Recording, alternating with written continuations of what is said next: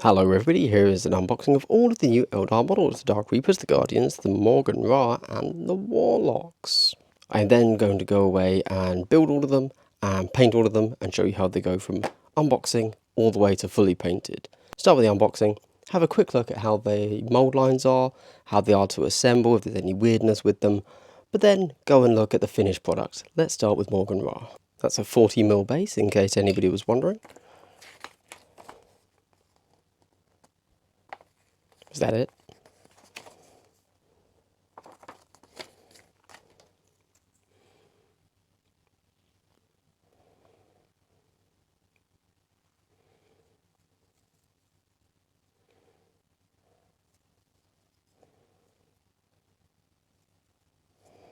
Over to the Warlocks.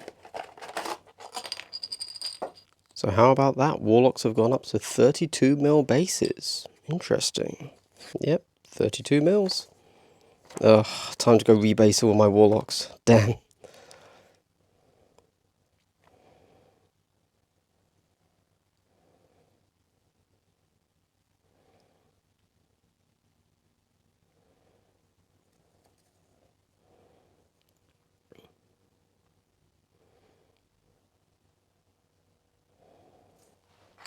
Now onto the Dark Reapers. Some people like to look at the transfer sheets. I don't, but there you go. We have a 25mm for the base, and then these look to me to be 28mm.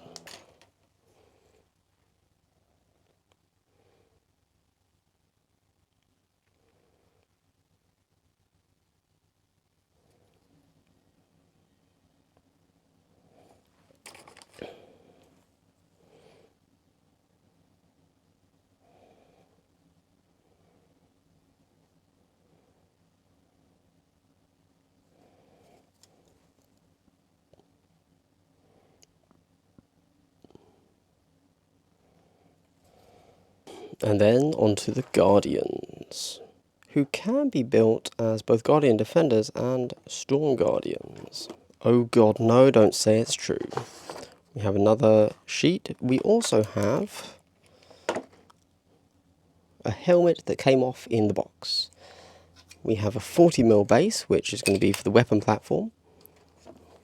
And these, I have terrible news for you, are 28mm. So all Eldar Guardians need to be rebased.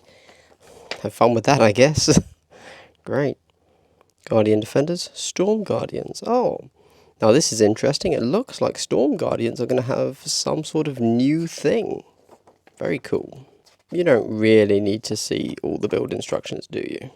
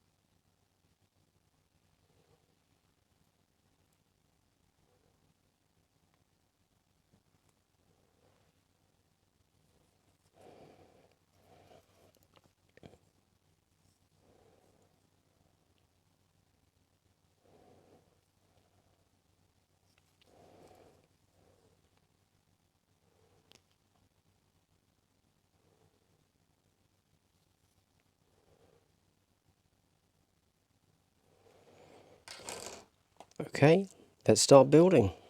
Okay, and before I go to paint them, let's have a quick look. This is Maughan Ra. Obviously, he went together very nicely. I'm going to touch up those seams before I go ahead and spray. All in all, can't really complain about him, although I did have a little trouble connecting his hand, and the little bones at the back here were a little bit confusing, but you know, you only have to build one, so all good. Although I will say, super cool model. I'm sure you could think of plenty of reasons to build a second and use him for conversions. The two Warlocks were what I built next. You can swap either of their hands, but this is the entire sprue used, so logically the sword goes with the pistol and the spear goes with the little open hand, because that's super cool. And you do have the choice of bare heads if you prefer. I want to point out something quickly on them. Again, I need to sort out the seams on the robes there. But if we look at their shoulder pads, they have been molded as a single piece. This made me very happy. I thought, oh wow, I'm not going to have to fix shoulder pad seams. We'll come back to that when I look at the Guardians. We then have the Dark Reapers, including their little death mascot thing. Yeah, I don't know, they're all fine. I obviously stuck with the what people call goofy heads. No, my camera will not focus, thank you. I think they're okay, you know, but honestly these are probably the weakest sculpts for me. They're fine. I went with whatever this tri-barrel thing is. Yeah, I don't really have much to say about them. They were fine.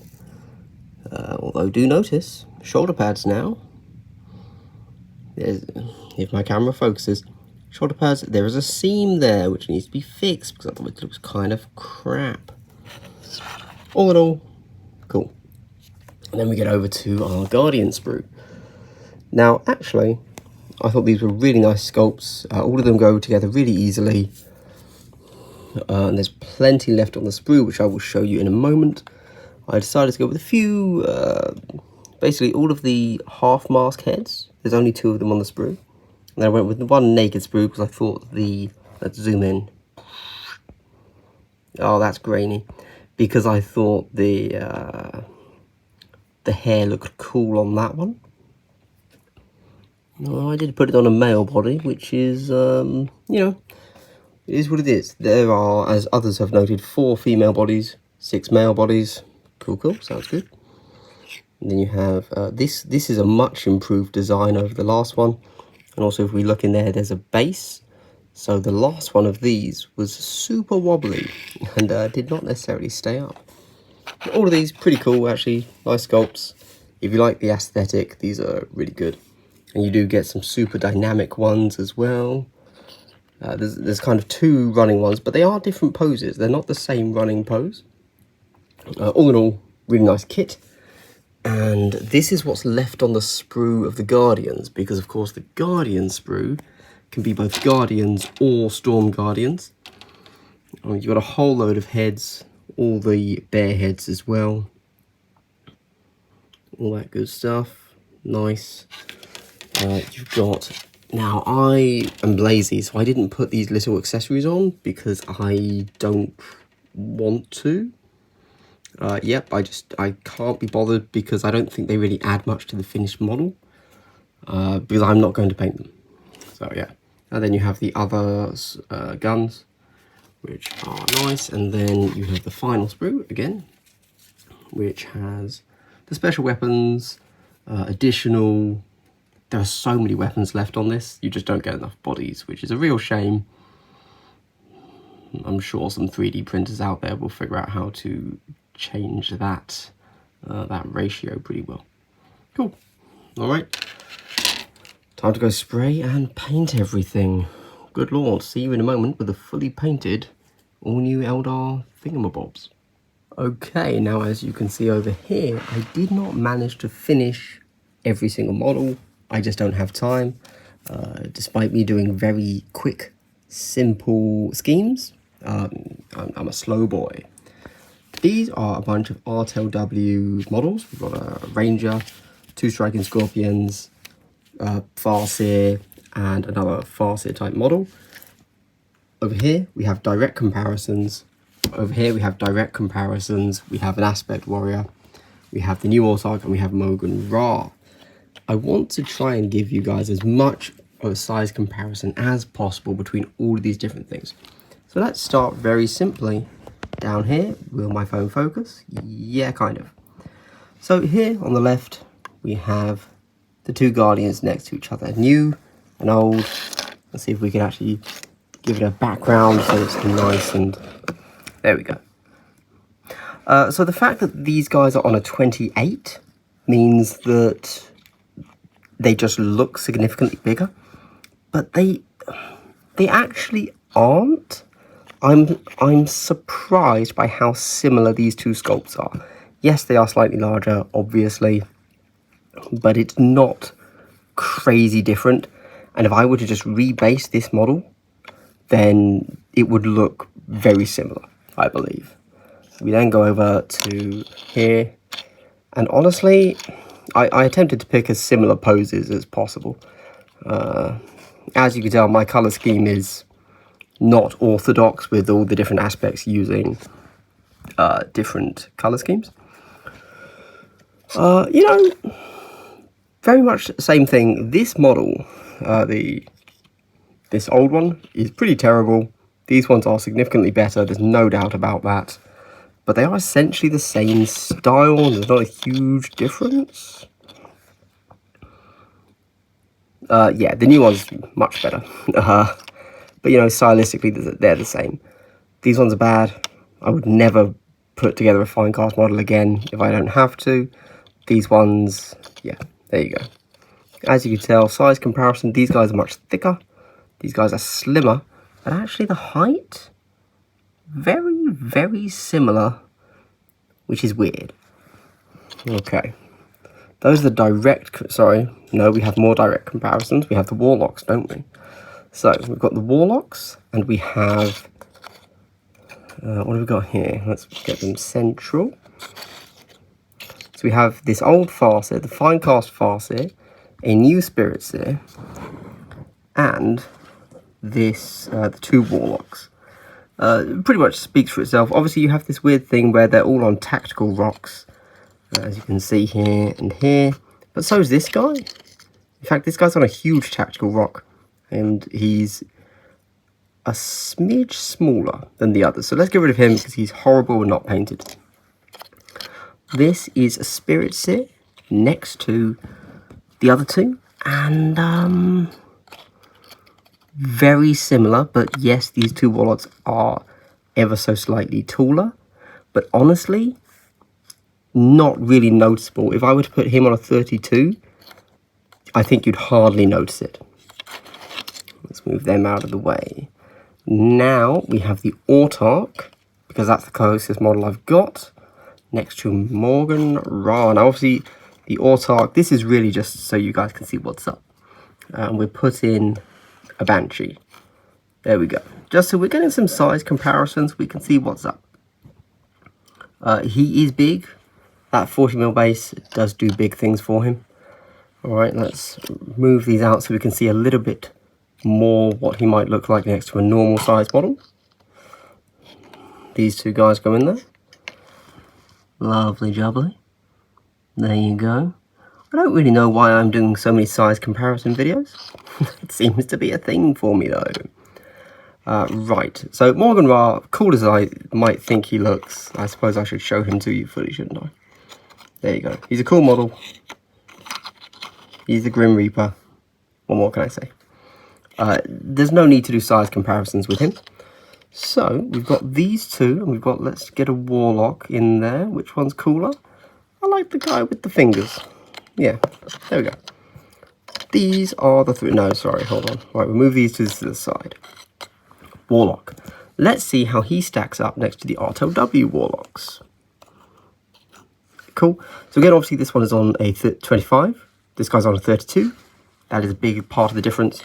Also just completely different poses that are so wildly, vastly different. There's no really a point in actually comparing them that much. Yep. And then we go over to this guy. Here we go. I have to assume that Artel, when they molded this, sculpted this guy, put him on such a large rock, but then kind of hunched him down so that he didn't stand up too much, and that was a deliberate choice from them, as opposed to making him, I don't know, twice the height of others.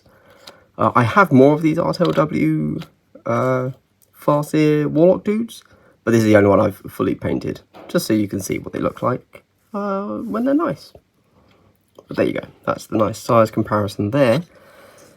Now we'll move these two, the two aspect warriors that are on 25mm bases. Obviously completely different poses, so on very different bases themselves.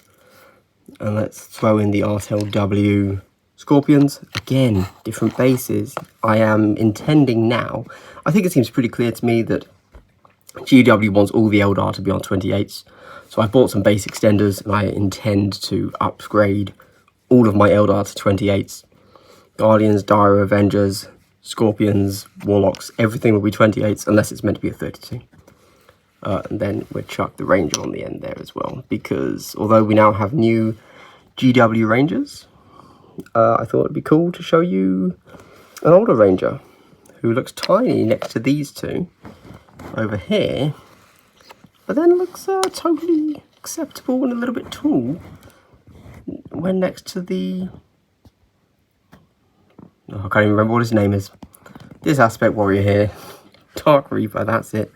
Let's chuck in the Guardian as well. There we go. Awesome. And that is it. That is everything. That is all the models. Boom, boom, boom. Cool. Well, there you go, everybody. That is my unboxing, building, and then painted versions of all of the new Eldar models. All things considered, cool models. If you like the old Eldar aesthetic, you can't go wrong. You're going to enjoy what you see here. But there's also nothing new. So if you didn't like the old Eldar, you're not going to like the new Eldar either. But I think that's pretty obvious. I don't think anyone's going to be shocked by what they see. They haven't changed the aesthetic. They've just updated it. I think they've updated it well, but it's still Eldar. All right, well, thank you for watching, everybody. See you in the next video. Hope you have a good day. Bye.